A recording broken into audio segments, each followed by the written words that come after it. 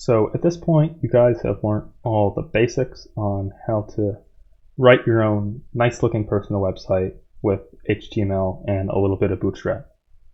So all you really need to do now is play around with some of these things, try to learn, especially Bootstrap, kind of some of the more intricate things, because I went over really just the basics.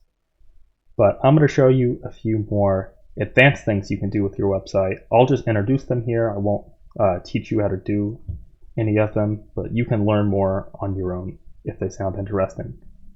So the first thing you might have noticed is our website, even though it is published and everyone can see it, has GitHub in it, and it is really long. Like to get to my contact page, it's all of this, which is a lot to write down and kind of hard to remember. Versus if you're on, say, my website, it's just wmboyles.com contact.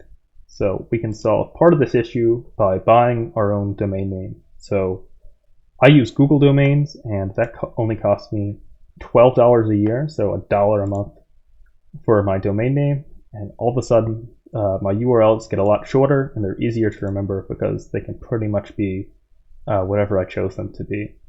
So I've linked an article in the description about how to set up Google domains and GitHub pages. It's fairly easy, but the article can walk you through some of the more complicated steps. So another issue you might have noticed is that you are writing the same code kind of in these web pages over and over. Our navbar had pretty much two identical sections almost, except for which piece of the navbar was highlighted depending on which page you were on. So especially the more and more pages you write, you've got to update the navbar on every page, and if you make a bug in one of them, it can be really hard to find. So instead, you can use different frameworks that remove this redundancy problem. So the one I use is called Jekyll, and it is a static site generator.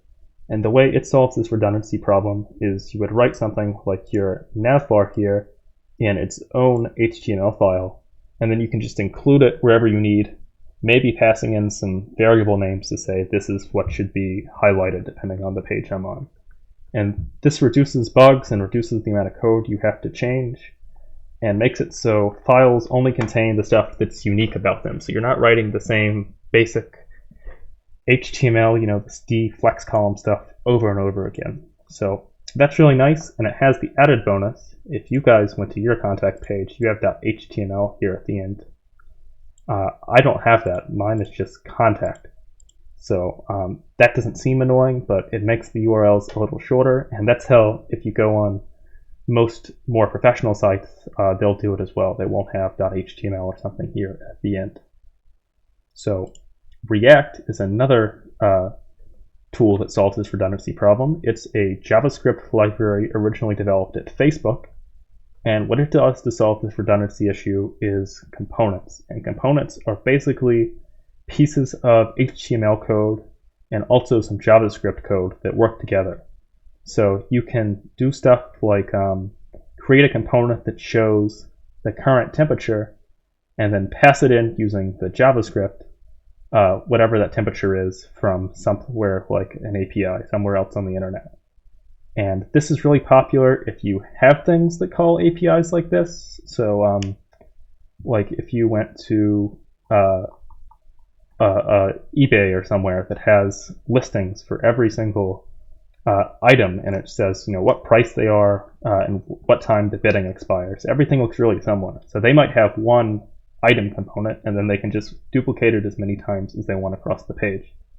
So if React sounds cool to you and you want to learn more about it, I've linked an article to how you can deploy React with GitHub pages, and you can also attend Matthew and Harshil's workshop on React and React Native, which is for mobile devices.